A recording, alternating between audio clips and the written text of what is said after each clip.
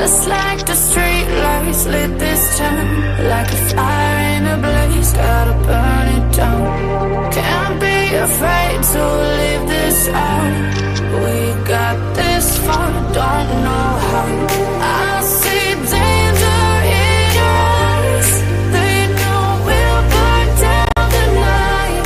Coming just like the sunrise. You know that we're gonna let it rain tonight. We're gonna let it rain tonight. We're gonna let it just like the sunrise. We're gonna let it rain.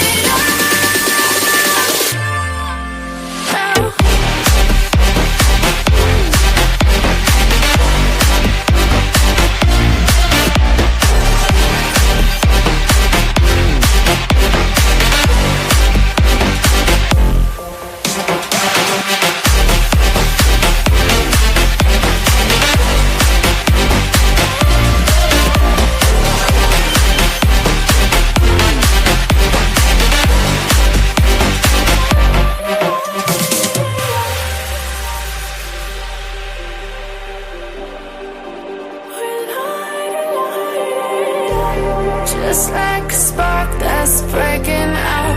Can't make a stop, can't turn back now. We know that there's no room for doubt.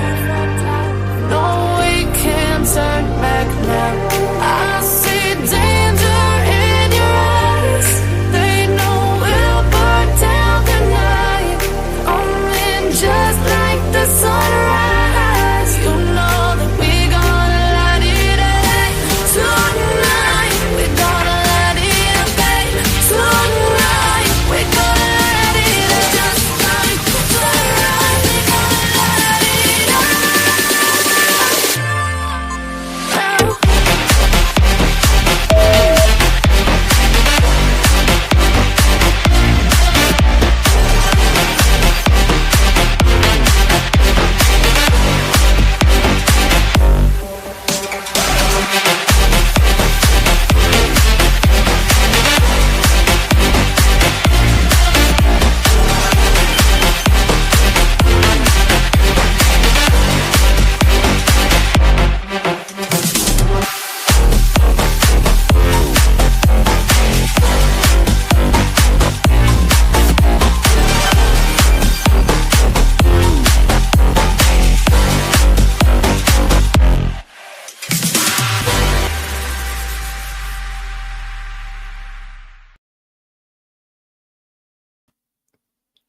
Good evening. Good evening. How's everybody doing?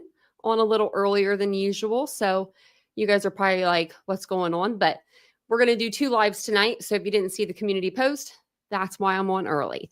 But if you're new to the channel, hi, hello, welcome. My name is Tanya or TitaniumBuilt. Thank you for joining me for a live. I appreciate it. I appreciate it so much. So welcome in, everybody. I was actually texting with Ashley Higgins, and we were talking about this case, and I was like, you know what? I was like, I think I'm gonna go live at 7:15 and talk about some stuff, because I heard some stuff last night on the news that like I was blown away at hearing, because I didn't know how much new stuff we were going to hear during trial. They really didn't give us a lot when they were doing the investigation, so I should have known better. But when I heard about, you know, how far they had dragged her, he had dragged her and stuff like that, I was like, what? I mean, I was like, and even Vincent was listening, and he's like usually like not into true crime, but some cases get like, you know, get to him, and this was one of them. So he was wanting to listen too. So welcome in, everybody. I was talking to Tia. She's been there. I told you guys, though, if you guys haven't been following her or Decipher podcast, I put their link in the chat the other night. For this case, that's the place to be. I'm just second hand over here because they're actually there. Hey, Mandy, how you doing tonight? Hey, Ashley again. Hey, Dawn. Hey, Lucia. I'm sure people will be coming in and out. They'll be like, what's going on? If you have your alerts, you'll be set. Hey, crafty one. I don't think my mods have their thing set, their bell set. I'm gonna have to go to their house and I'll have to be like, Mary Beth, Ladybug. I'm joking. I don't know if they do or not. I don't think they do though, because some people forget to hit that little bell, And if you're on your phone, you have to go through your YouTube. You have to go through your settings in your phone and click on yes to YouTube there also, and that's just like an extra step. I wouldn't even think to do that. So I don't have any alerts. I don't think on my phone as well. But we are going to talk about Rachel Morin tonight. We've talked about this case on the channel pretty frequent, like not pretty frequently, but when it happened, we were talking about it pretty frequently. And then I was updating you guys with some like updates when we were hearing them. We didn't really hear anything for a while until they had made an arrest. So we did get some updates. We have some updates for you for tonight. Hey, Lenora. Hey, Heather. Welcome in. Be listening from the bushes on my TV. Well, it's good to see you. But Rachel Morin was 37 years old when she lost her life to Victor Martinez Hernandez. He is an illegal immigrant that's come into this country. And this is going to mean a lot, multiple times. We didn't have, before we had a suspect. Rachel went to the Mont and Paul Trail August 5th of 2023 to jog like she did every day. We were hearing that this was like an everyday thing for her. Sometimes maybe even twice a day she would go and work out on the trail. So on August 5th, she went to the trail and didn't come home that night. And she has 5 children and she had a boyfriend at the time. And her boyfriend was wondering where she was at. And I believe his name is Richard Tobin. Yeah.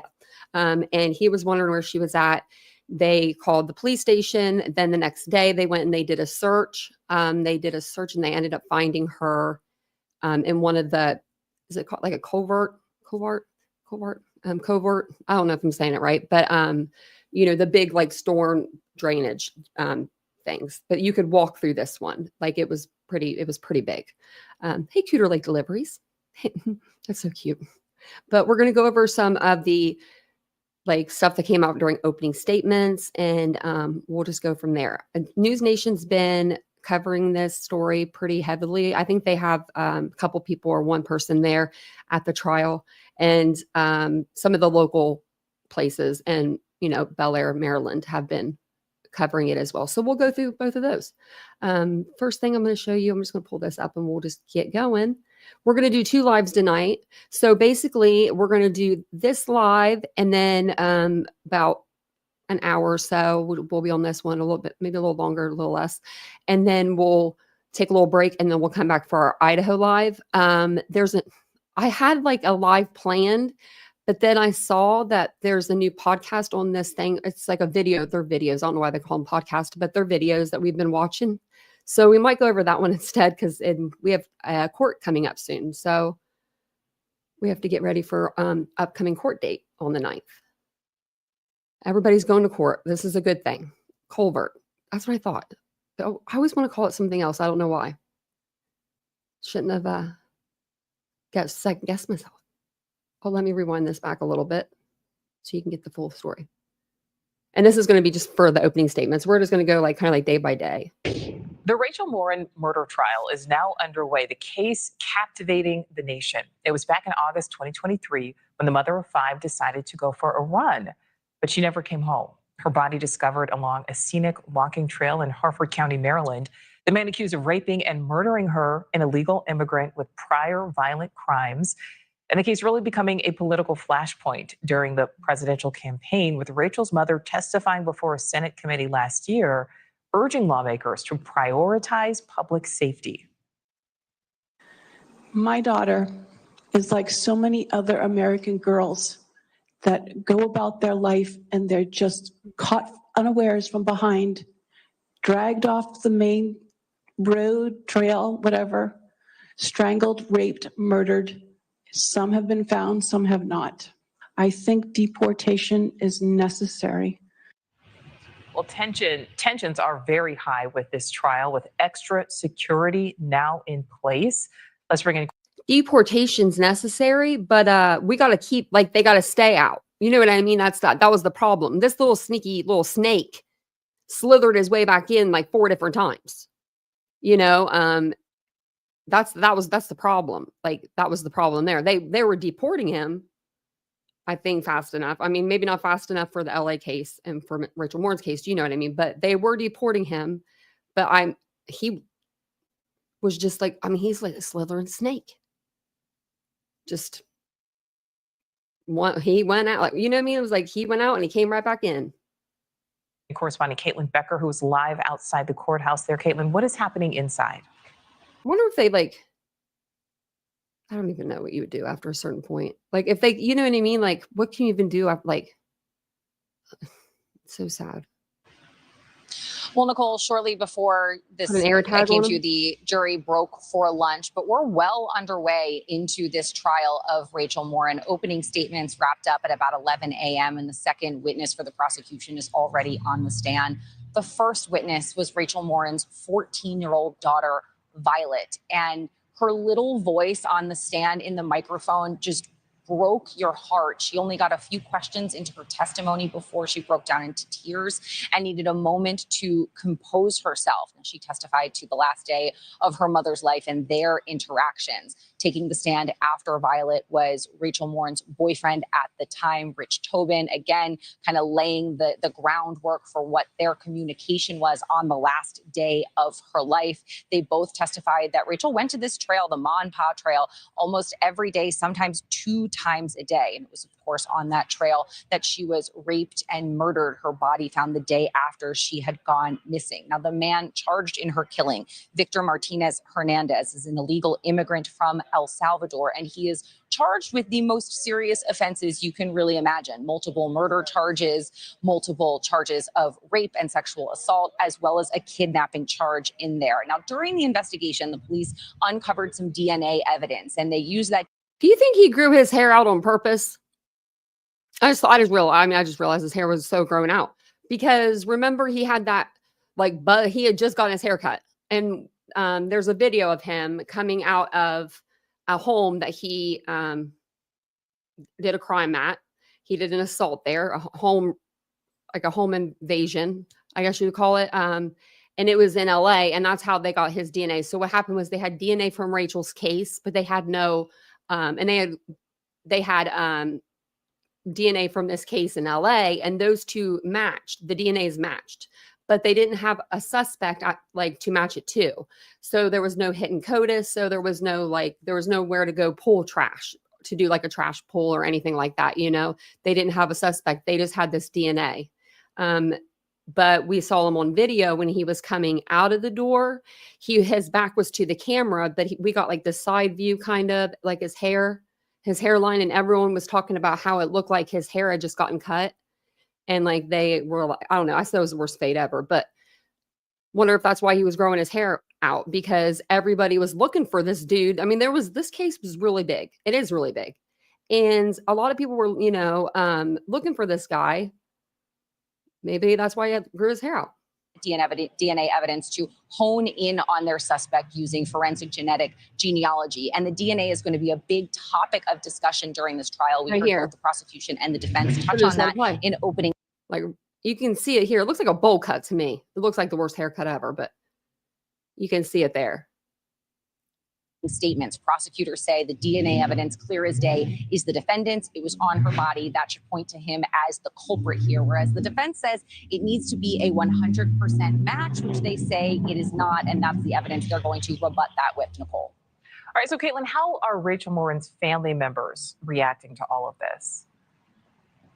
It's a struggle. It's a struggle inside of that courtroom. In opening statements, her mother and her siblings are in that courtroom, and you could see them trying to hold it together during opening statements, particularly as the prosecution got into some of the more gruesome and graphic details of nearly 24 blows to the head, strangulation marks. And these are things that are going to be talked about in great detail in the course of this trial, as well as graphic photos that will be shown to the jury. But during the break, the morning break, I was able to speak with an attorney who represents Rachel Morin's mother and siblings, Randolph Rice, who told me that their goal is to stay in there to support Rachel throughout this entire trial. But something he's looking at while he's alongside them in that courtroom is how the jury is reacting. Take a listen to some of that conversation. I was watching the jury. They pretty much were sort of sewn, cold, didn't really have a lot of emotion. I think they're just sort of taking this all in for the first time. Remember, nobody has heard a lot of these facts. And so they're hearing these facts for the first time and trying to absorb all of this. And they certainly realize that there is a lot of information that they've got to take in over the next week and a half. A lot. Also showing no emotion in that courtroom, the defendant, who's sitting at the table in a button-up shirt, a necktie with headphones on so that he can hear the translation in Spanish to follow along with the proceedings. He's not visibly reacting, but he does seem intently listening here, Nicole. And the jury and testimony is expected to resume at about 2:15 p.m. Eastern, with Rich Tobin, the boyfriend, getting back on that stand to continue direct examination. All right. Okay. So she's just going to say, thank you for watching, really, and yell in our ears. So I'll spare us all of that. But there is a local station there. And I wanted to go over what they were talking about, because they're all kind of talking about something different. But we'll read through here. So it says, jurors in the Rachel Morin murder trial heard testimony Friday from the state's first witnesses, including the victim's daughters. And it was her youngest daughter, I believe, not her youngest, maybe it was her youngest, but I think she was 9 now, and her other daughter's 19. I can't remember. I think I'm wrong on the first one's age. So we'll read. But the jurors in the Rachel Morin murder trial heard testimony Friday from the state's first witnesses, including the victim's daughters. Morin, 37, a mother of 5, went for a jog on the popular Ma and Pa Trail in August 2023 and never returned. Authorities found her body on August 6, 2023, along the trail. We were always told that a volunteer found her body. So I don't know why it's saying authorities, but okay. A jury was seated Wednesday in the trial against Victor Hernandez, who was arrested in June 2024 after a nationwide manhunt, first-degree murder, and rape charges connected with Morin's killing. So it was almost a year later before he was even arrested for her killing. That's so sad.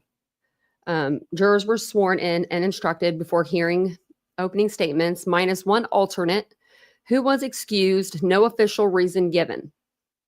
So Hartford County State's Attorney Allison Healy laid out the case, saying there will be graphic photos and disturbing new details.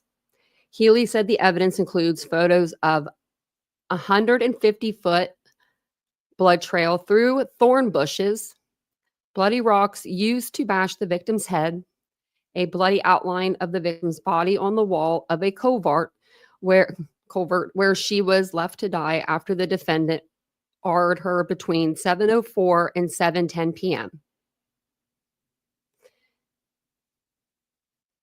And that's all new information. Healy said a timeline was formulated from heart rate and other data recovered from Morin's cell phone, AirPod, and Apple Watch. And when I was listening to this, that's pretty much what they're saying right here is what she'll say. It said AirPod, like they only found one. So I'm wondering if she was only wearing one, so that she was so she could hear, maybe so she could hear a little better when she was jogging along the trail. I'm not sure, but it sounded like they only recovered one AirPod. So yeah, I thought a volunteer did find her. Yeah, they said authorities on here, Tia. They're lying. That's what I'm when I see something like that, I'm like, wait a second, hold on. Let me see. Did they only find one AirPod? Tia would know that. Man.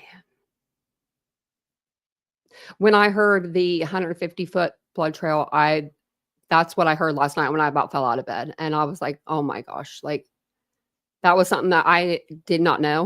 We did not know that. And man, I didn't need to know that.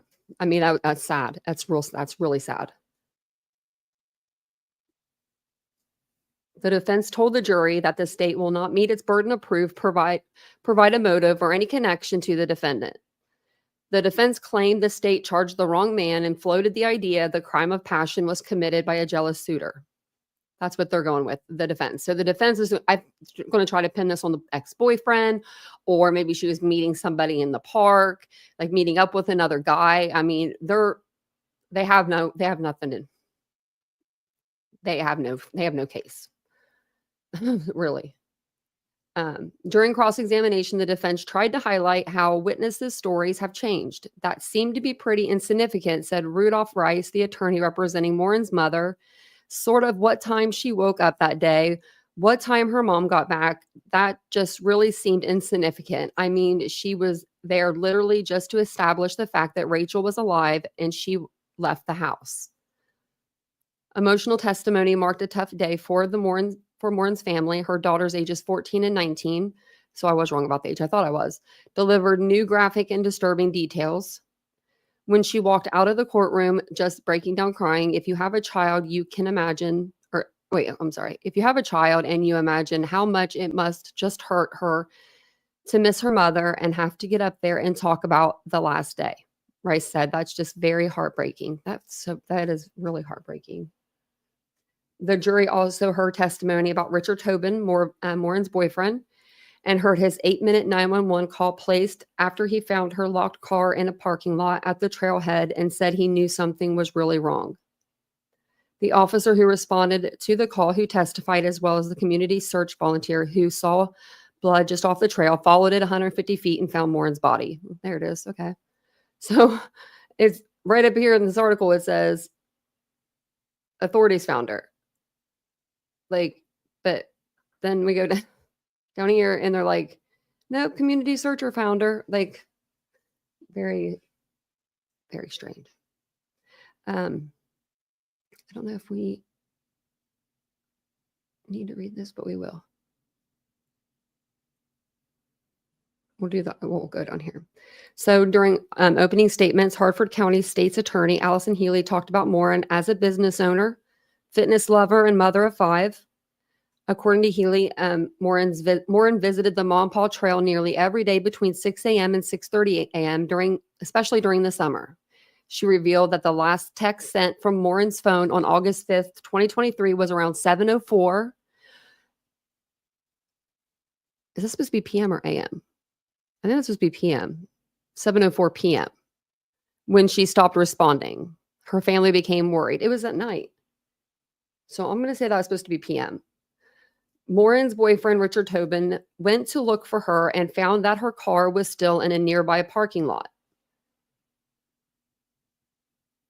He then went to different bars in an attempt to find her. When he was unsuccessful, he returned home and called 911, Healy recounted. I wonder if that place, if that parking area was if she did that before, maybe would go out with a girlfriend and she'd park her car there and get in the car with, her friend, or, I wonder what made him do that. To go look, oh, I see her car here. Maybe she's out at the bars or something. So maybe that was something that they did, a ride along, you could ride with your friends or something. But it says, when he was unsuccessful, he returned home and called 911. A search party eventually found a rock with blood on it, leading them to discover Morin's body in a drainage tunnel. Morin had 15 to 20 head wounds and showed evidence of strangulation, which was later determined to be the cause of her death. Police received more than 1,000 tips while investigating Morin's case. According to Healy, Martinez Hernandez had an aunt who owned a home in Temple Hills, Maryland. That's why he was over here. Okay. We were wondering what brought him over, what brought him over here, because that was 38-hour trip from LA to Maryland. It was crazy long. Hey, Doodlebug. Hey, Kelly. Yeah. So the defense is saying that not all of it was 100% a match. And I was listening to something earlier, and it's only because some of the samples were maybe diluted or they weren't a whole, it wasn't a good enough sample to test. But the samples that they tested in the key spots that they needed, those all came back with his DNA at 100% match. Yeah. They're just trying to go around that part, with their funny words and stuff. They're Ann Taylor sayings. Sounds like something Ann Taylor would say. So it says here, during the investigation, His aunt told police that Martinez Hernandez had come to live with them in late 2023, about a month after Morin's death. He left their home and never came back, Healy said. According to Healy, when Martinez Hernandez was eventually found in Oklahoma, his phone showed map searches of the Bel Air, Maryland area, along with a search for mooring. Like Morin, but with a G. He told police he had never been to Maryland. Healy, they spelled their name wrong, also revealed Martinez Hernandez had photos of Morin on his phone. What kind of photos? And his DNA matched the DNA found on Morin's body. Were these pictures of her like off her Facebook? Oh my. Hey, Tennessee gal. Defense delivers opening statements. Oh gosh. Martinez Hernandez lawyer Sawyer Hicks delivered opening statements for the defense team saying he disagrees with the prosecution on who killed Morin. Well, I mean, that's his job, okay? Hicks told the courtroom that Morin attracted a lot of male attention and emphasized that she met her boyfriend Tobin while on the Ma and Pa Trail. So freaking what? According to Hicks, they had just recently made their relationship official. He said that could have been upsetting to other men who were interested in Morin. Oh my, this lawyer's a crapshoot. Hicks went on to call Morin's murder a crime of passion, saying whoever did this had a grievance with Morin and wanted to humiliate her. He questioned why Martinez Hernandez would have that motive. Hicks further questioned the connection between Martinez Hernandez and Morin, saying the only connection is DNA. No, he'd be Googling her. According to Hicks, Morin's boyfriend Tobin had admitted to having relations with her on the morning of her death, though his DNA was not found on her body. Yeah, because your client's DNA was all up in there everywhere, all over her. It was all over her. It wasn't just in one spot. That's like, he was everywhere. Like, I mean, everywhere. Like this poor girl. I hate looking at his picture right here on this side. There we go. I can exit out of it. If I was like looking at it, I was getting mad. I hate, like, what do you mean she attracted a lot of men? Like, that gets me so mad. It gets me so mad. She was a beautiful girl, and I don't care if she ran naked. Okay? Nobody should have touched her. She should have been able to wear her ear pods or AirPods, both of them, music blaring, sunglasses on, sports bra, and a pair of shorts, and her tennis shoes, and should have been able to run and listen to her music. And, she shouldn't have had to have a worry that somebody was going to put their hands on her, and not only put their hands on her, but unalive her, kill her, really. She had like 5 kids, guys. That's like crazy. And then when you hear what happened to her mom, it's going to be even crazier. Because like her mom had something happen to her, and it's like, what?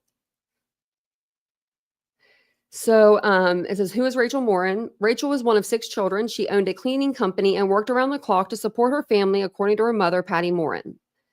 Michael Morin, Rachel's brother, spoke to the Republican National Convention, saying she was a joyful person. And we watched videos of them on one of our lives that they did, and they did some really nice videos for her. They were beautiful. Rachel, a joyful, accomplished athlete and mother of 5, was raped and murdered by a suspected illegal immigrant. Michael Morin said, my sister's death was preventable. Part of the reason why Rachel was working so hard to make her financially secure it was because she wanted to have all of her children living with her, Patty Morin said. According to her mother, Rachel was known for her spirit. Rachel was this feisty little booger, and I do mean that in the kindest way, Patty Morin said. Attorney Randolph Rice called Rachel a devoted mother. She made sure that she took care of her kids, Rice said. She took care of herself. That was part of the church. Oh, she was part of the church. That was a big part of her life. And then we got Victor Martinez. Who is he? He crossed the border in the U.S. in February 2023 after an arrest warrant was issued for the murder of a young woman in El Salvador in January 2023. Then in March of 2023, investigators said he assaulted a 9-year-old girl and her mother at a home in Los Angeles. Border Patrol apprehended Martinez Hernandez on 3 occasions in 2023. He was vetted, and because no criminal history was found, he was expelled. 3 times in the same year? Well, there was a lady on Twitter or X, and she was hugging her kid, and she was getting deported. And she had lived here, though, for like 40 years. This guy can't get him. I mean, he was getting caught every time he walked out the door. Why don't I don't know what to do. I mean, maybe there's something they can do after a certain point, but I don't know. I don't know the law. I know what I would do. I said Martinez Hernandez. I started putting air tags on everybody. Unlawfully entered the U.S. in February 2023 without being inspected, admitted, or paroled by a U.S. immigration officer.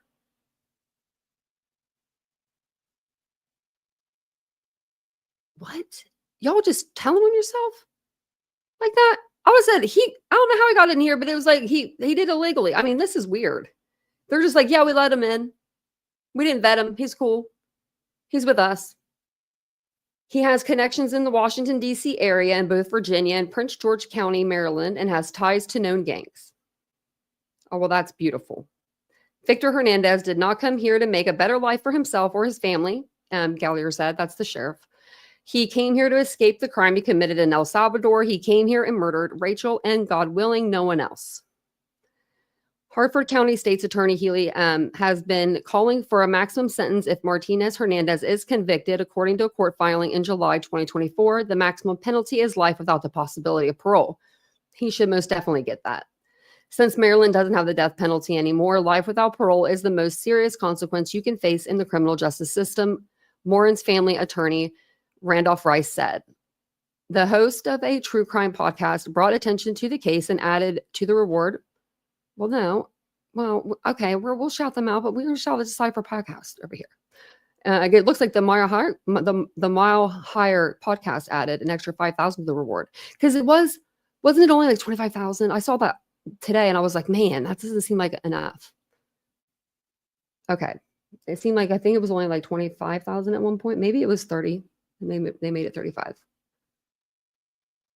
So the Hartford County Sheriff's Office released a video of a possible suspect after investigators said DNA tied Morin's suspected killer to a home invasion and assaulted it on a young girl on March 26, 2023. Police said they took DNA from the crime scene on the trail, put it into a national database, and they got a hit. DNA recovered from the March home invasion in Los Angeles. And then we saw the video of the suspect leaving a million times. I feel like we have anyway. And then thousands of those flyers went to Los Angeles. So I remember Rachel's family sent out a bunch of, like, they went out there, and I don't know if they went out themselves or if they had people go out for them, but they did put out like flyers, like they littered Los Angeles with them, and they were putting them in English and in Spanish, which I thought was pretty smart idea, because, you know, they didn't know what ethnicity he was. And I was like, that's a good idea, because a lot of people, you know, in LA speak Spanish. So they're going to talk about on this one how the forensic genealogy and stuff, you know, how it's solved, or how it's going to be used in this case, and how it's going to solve her murder. For that, let's bring in Claire Glynn, the founding director of Forensic Investigative Genetic Genealogy at the University of New Haven. Thank you so much for joining us, Claire. Thank you for having me. Of course. So prosecutors in this case say investigative genetic genealogy helped link DNA found at the crime scene to the defendant. Does this make it a slam dunk case for Morin's team? Well, if the DNA is matching from the crime scene found on the victim's body to the defendant in this case, then it has to be explained of how his DNA got there. Are there other explanations for it? And it sounds, from what I have read just from today, of what has been spoken about in the courtroom today, that there's multiple different samples of his DNA all over the victim and in the surrounding area. So how else could you explain his presence of his DNA on the victim's body? Now, with regard, like, how long was he with her, I wonder? Regards to forensic investigative genetic genealogy, that's an investigative tool That's a method where we will explore the genetic genealogy of this unknown DNA sample, and we'll build out family trees and build them forwards in time then after going backwards in time, first to identify the possible perpetrator of the crime. But we go back to the original forensic DNA profile to confirm that it is indeed that individual that was identified presumptively using for investigative genetic genealogy. Claire, the defense is questioning the DNA match. They say it's not 100%. So on what grounds would they be able to successfully question such a scientific process? Well, with the DNA, I believe there's multiple different samples, and a few of them they're stating are 100%. Whenever there's other samples that may not be giving 100% match, in kind of layman's terms, if you will, that's more so likely that all of the profile wasn't amplified, or we lost some markers in that DNA profile, either through it being a very low level sample or might have been contaminated with something else. But whenever you have multiple different DNA samples on different sites and different sources on the body and on the victim, that's giving a lot of strength to the evidence.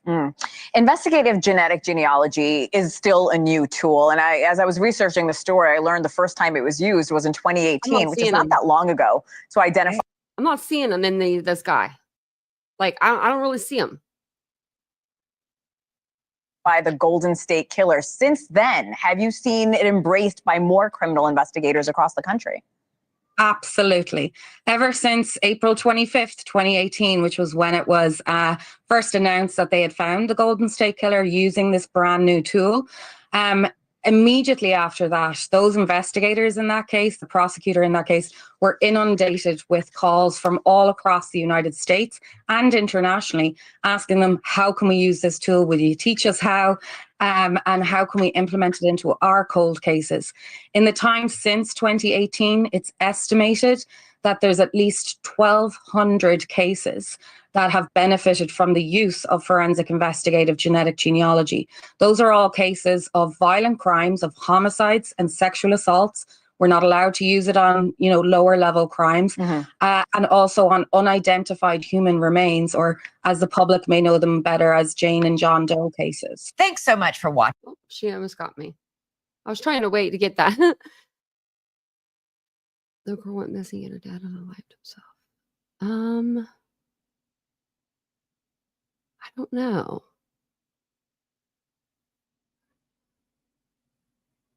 Trying to think.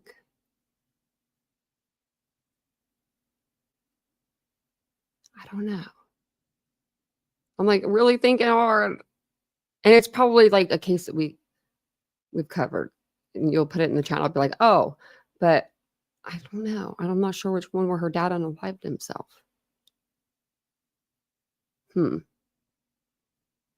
Trying to think if I can remember. Okay. Oh, actually, before I share this. So they are, so if you're just now joining us, we're going over some of the stuff that is coming out in the Rachel Morin trial. They started opening statements on Friday, and we're just kind of going through and seeing what they've kind of come out and told us so far.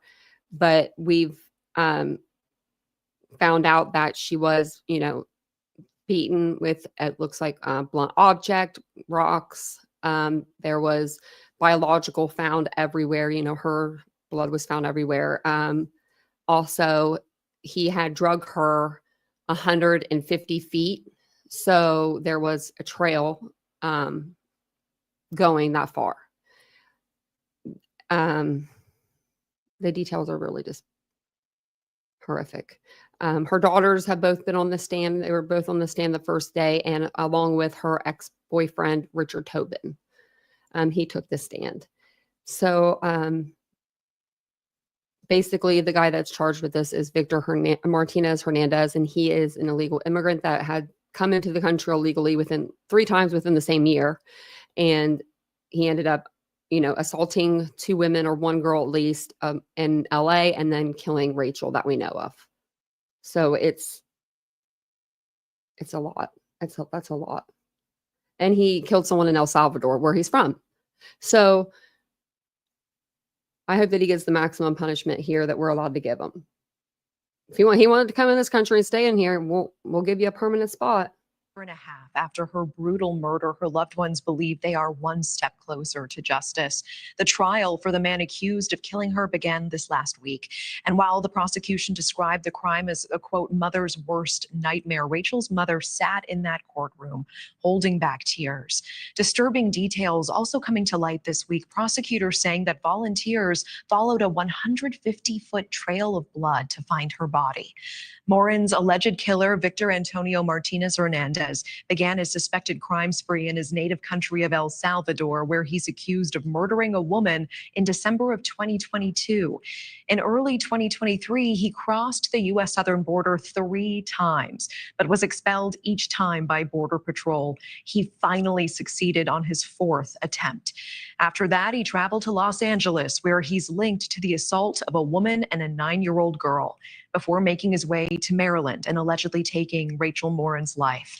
Earlier this year, Rachel's mother came on News Nation Prime and disclosed a haunting parallel between her and her daughter. Listen to this. I would never have imagined being where I am today.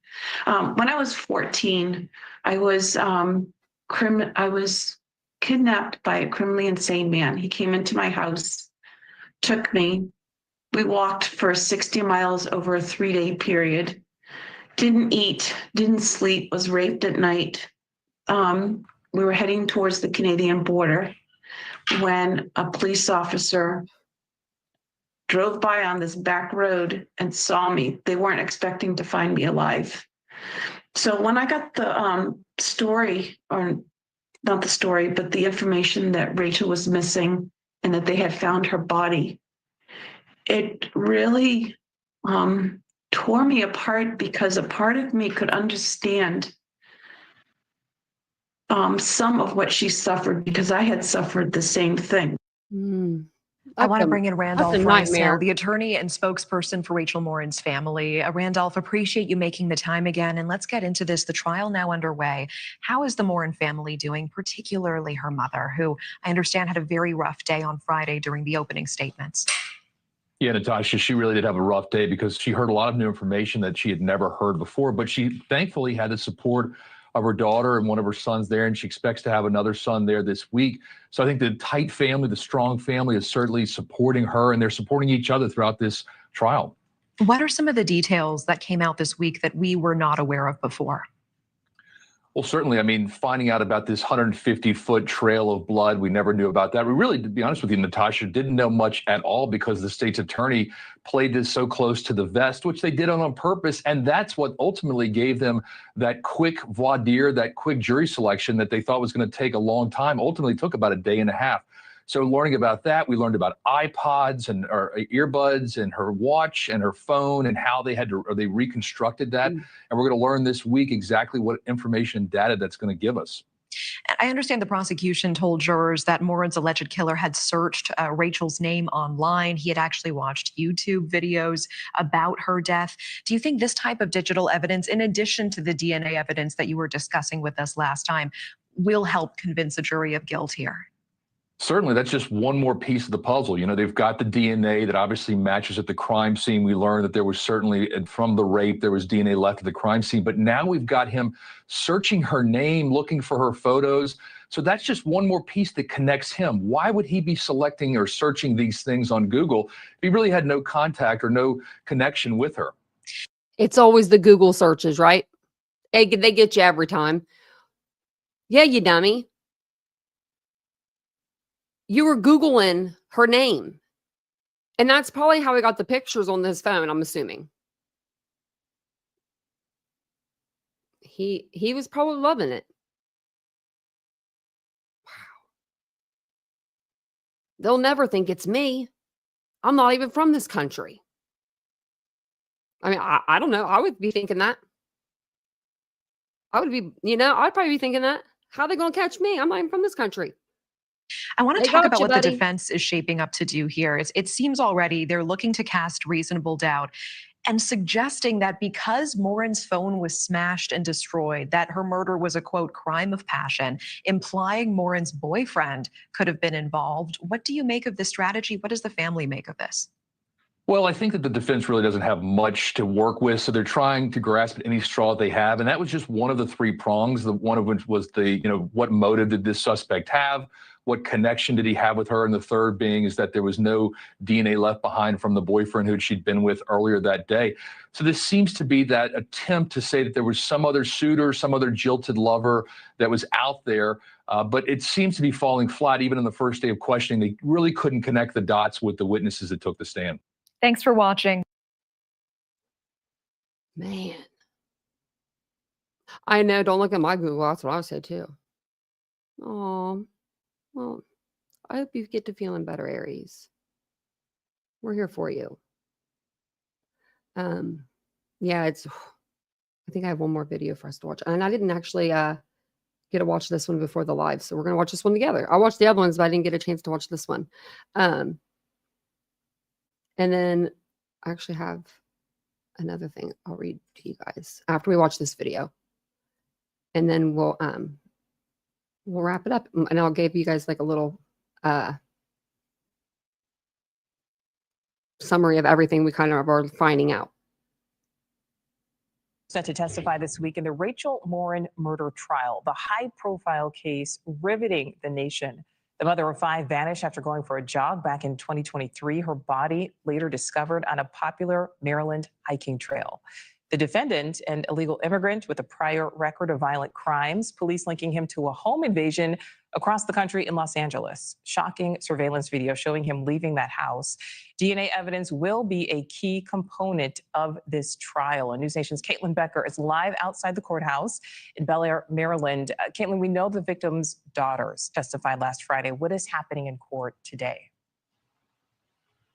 Nicole, it's a lot less emotional than it was on Friday, hearing the victim's 14-year-old daughter just breaking down in tears on the stand. Today has really been all about investigators and the process of what happened after Rachel Morin's body was found in a kind of drainage tunnel. To sort of paint you a picture, it's those big corrugated tunnels for drainage flow that go underneath of little bridges. She was found partially submerged in the water there. Now, the jury right now is on their lunch break, but before we broke for lunch, we were hearing from an investigator talking about the process of discovering her body, how the evidence was collected, how potential DNA swabs were collected, and the defense was trying to hammer them in on the time of year and the fact that it was so damp, both the humidity and that water there, suggesting that anything that could have been collected from her body may have been degraded. So getting into a bit of the nitty gritty here, Nicole, when it comes to the science, as you mentioned, we're going to hear a lot from experts about that DNA evidence that was found allegedly on her body. But one thing, Nicole, we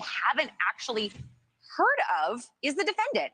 Neither Friday after opening statements nor at all today, other than the defendant sitting at the defense table with headphones on so he can hear the translation of the proceedings. It's as if he has nothing to do with this case. And I think that's very much by design by prosecutors who are really trying to lay out exactly what happened with the crime, how they discovered her body, and what they did, which ultimately connected them to the defendant. So I think we're going to hear a lot more about him in the coming days. He, of course, is from El Salvador, crossed over the border illegally just a few months before this heinous crime. And as you said, he's linked to other crimes. In El Salvador, he's wanted for murder. And as well, he is linked to this home invasion in Los Angeles. And that's ultimately how he was connected to this case. So we're going to see some of that unfold later, but those prior instances, those prior allegations will likely not factor into trial here, Nicole. Okay, so those will not be factored in. We know DNA will be huge in this trial. What exactly do investigators have? Well, that is how investigators say they found their suspect. DNA was found on Rachel Morin's body, places where she was injured. She was bludgeoned and strangled. So there was DNA found on her neck, on her breasts, and in some of her private parts there. Now, 2 of those, prosecutors say, were 100% match for the defendant, one of them down to a billionth or trillionth chance that it is the defendant here. So It's him. hard forensic DNA evidence is exactly what every prosecutor wants and needs in order to secure a conviction here. So they seem like they're certainly on the path to that. However, we can hear the defense earlier today trying to poke holes in that and question whether or not some of that she's DNA on was both, I degraded think. by the humidity, by the water, and whether it was properly collected. At the moment, it does seem like it was, but we're going to get into that later. And of course, there's questions if this defendant is convicted, what does deportation look like? And much like we saw in the Lake and Riley case, which mirrors this one in a lot of ways, deportation isn't going to be a factor because the charges are so significant that we're going to be seeing, if convicted, life in prison with no parole. So there would be no deportation there, Nicole. Right. Caitlin Becker breaking it all down for us. Thank you. Thanks for watching. Go to joinnn.com.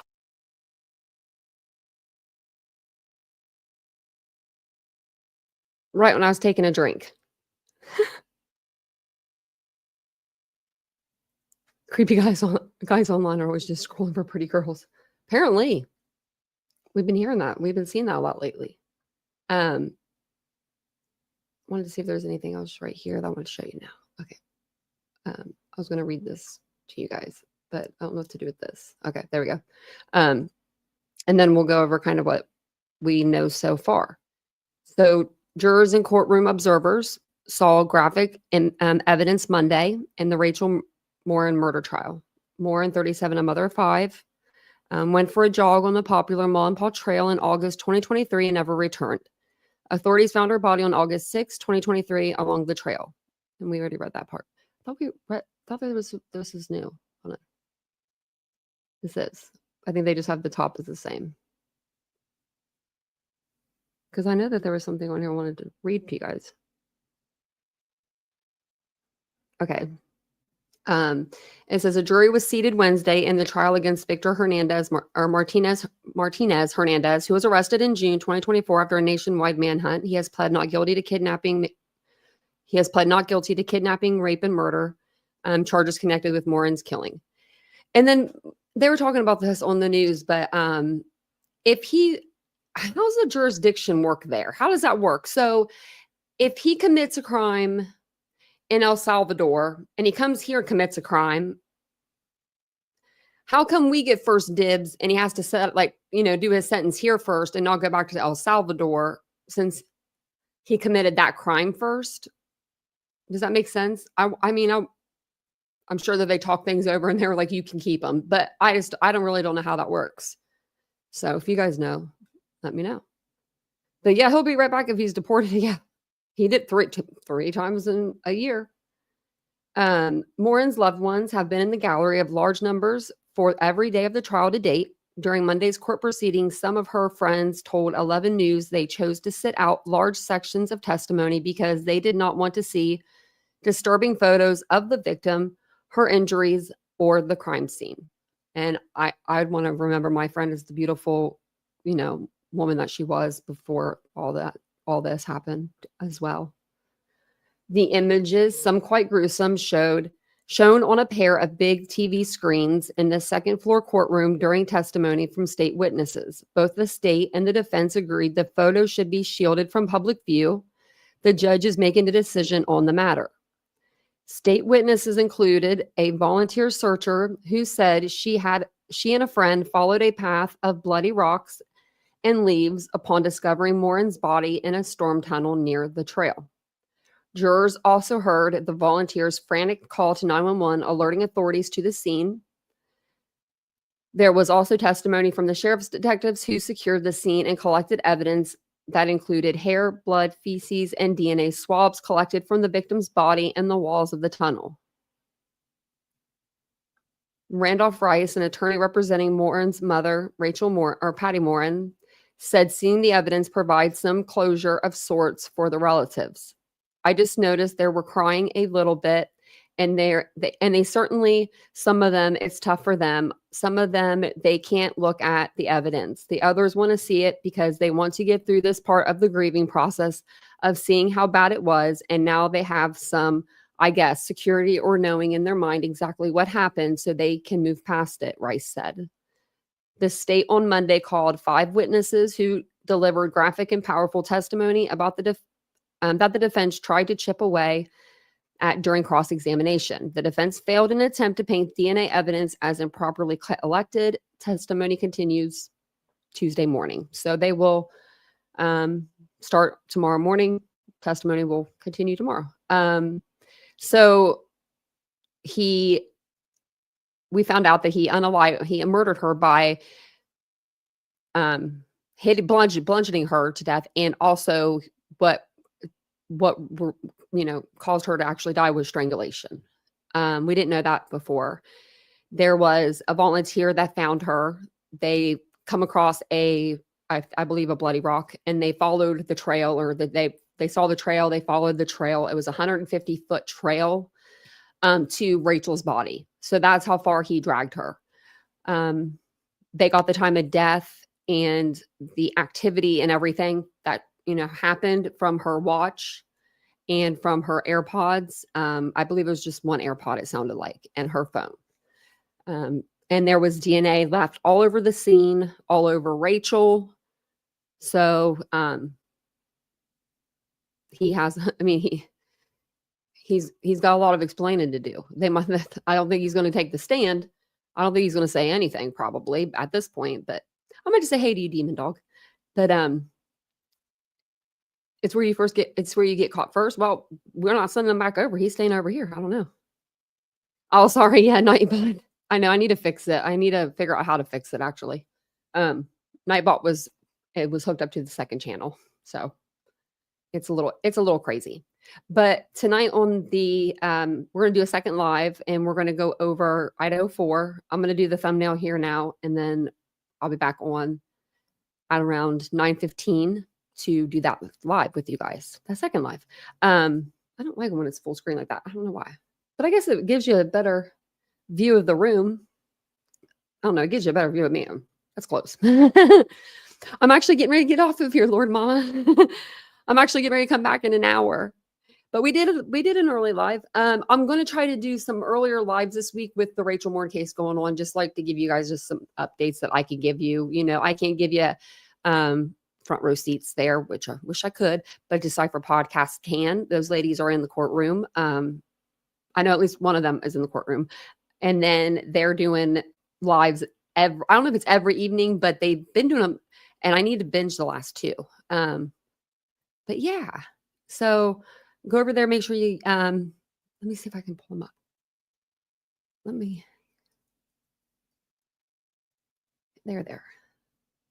Let me put their link in here. Because they are following this case, and they're there. They know the family. They know this was like their case. You know what I mean? Like, how you, like, I don't know. I feel like creators have a case that every creator has a case that's really just near to them, this is that for them. And they're doing like a bunch of really good stuff over there. It looks like I missed the last day. So, because 3 days ago, yep. Okay. So that's their link there in the chat. Make sure you go show them some love. Say, hey, Tanya sent us. TitaniumBuilt sent us. We're here for the Rachel content. But they do have some videos on there right now that they did some lives, and they break down what they see in court. So I think that's really cool that people are able to go to court hearings. I wanted to go to Chad Doberman's, but he pled out. I was like, oh, okay, we're going to do that now. Which I'm glad he did, because I wouldn't want his family to go through the trouble of court for him. We didn't need to waste a second or a penny on him. But, and I think that there's like another trial that's around me. But I don't know if it started yet. I'll have to check on that one. But yeah, but I'll be back on. I'll be back on at 9:15 p.m. Eastern Standard Time. If you guys want to come and hang out and watch, there's a new podcast or video that just came out. I'm going to check it out. I was going to do these 3 that we were going to go over, but instead of doing that one, I might just get us ready for, court date that's coming up on the 9th. So Brian will be back in court for a hearing. So we will go over the video tonight, and then we'll just see where we go from there. But thanks for being here today. If I don't see you later at 9:15 on the 9:15 live, thanks for coming and hanging out with us for a little bit over here. And if I see you in a little bit, I'll see you in a little bit. But bye, guys.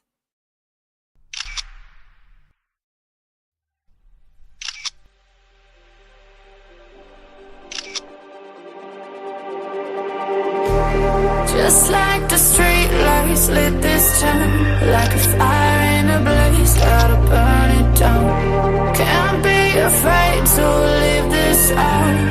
We